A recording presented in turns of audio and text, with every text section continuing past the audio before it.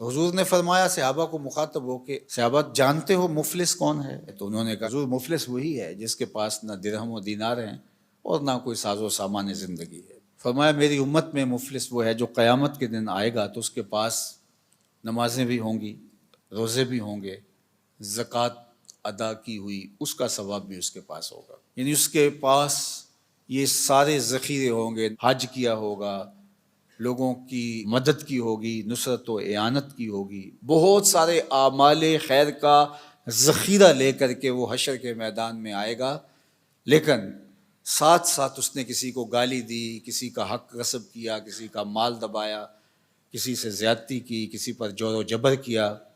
کسی پر تہمت لگائی، کسی کو الزام دھرا،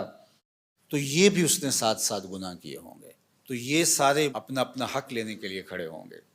اب قیامت کے دن جو سکہ رائج الوقت ہوگا وہ یہ درہم و دینار تو نہیں ہوں گے، وہ اعمال ہی ہوں گے۔ تو اب ان گناہوں کا تاوان دینے کے لیے کیا ہوگا؟ فیوتا ھذا من حسناتہ و ھذا من حسناتہ، کچھ نیکیاں اس کو دے گا، کچھ نیکیاں اس کو دے گا۔ اب نیکیاں کم پڑ گئیں تو جن سے زیادتی کی ہوگی ان کے گناہ اس کے کھاتے میں ڈال دیے جائیں گے، ان کے جرم، ان کی بدکاریاں، ان کے کیے ہوئے اعمال بد اس کے کھاتے میں ڈال دیے جائیں گے اور پھر گھسیٹ کے آتش دوزخ میں پھینک دیا جائے گا۔ فرمایا کسی نے مفلس دیکھنا ہے تو یہ کھڑا ہے، نمازیں پڑھی، روزے رکھے، زکاتیں دیں، حج کیا، دیگر اعمال خیر بجا لاتا رہا اور بڑے بڑے عمل لے کر آیا، لیکن یہاں اپنی نیکیاں دینی ہوں گی۔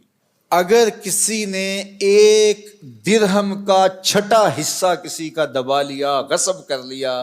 قرض لیا نہیں دیا،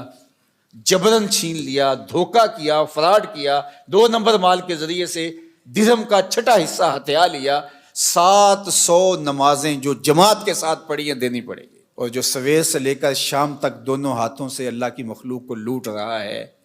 ذرا دیکھے قیامت کے دن اس سے بڑا مفلس کون ہوگا؟ اب اس کے پلے کچھ بھی نہیں ہے۔ حضرت ثوبان کہتے ہیں کہ اللہ کے محبوب نے ارشاد فرمایا، میں اپنی امت کے ان لوگوں کو جانتا ہوں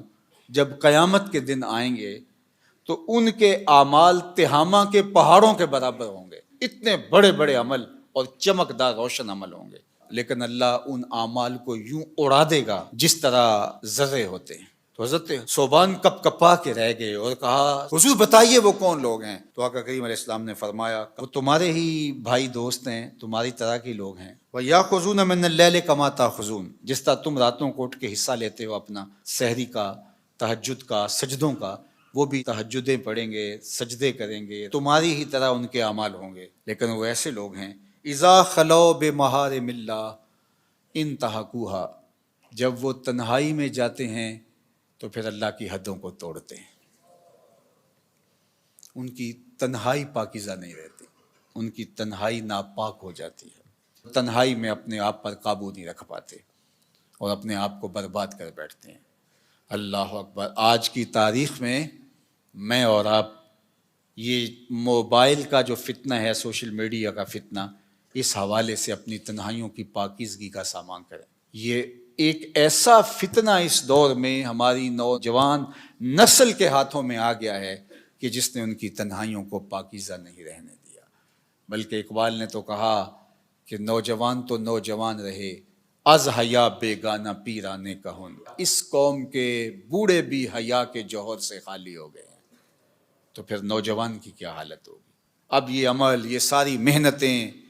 یہ تراویح، یہ تہجد، یہ سجدے، یہ رکوع، یہ قیام، یہ اعمال خیر، یہ صدقات،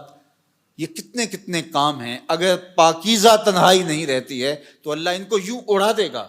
جس طرح حبہ منصورہ ہوتا ہے۔ تو اللہ تعالیٰ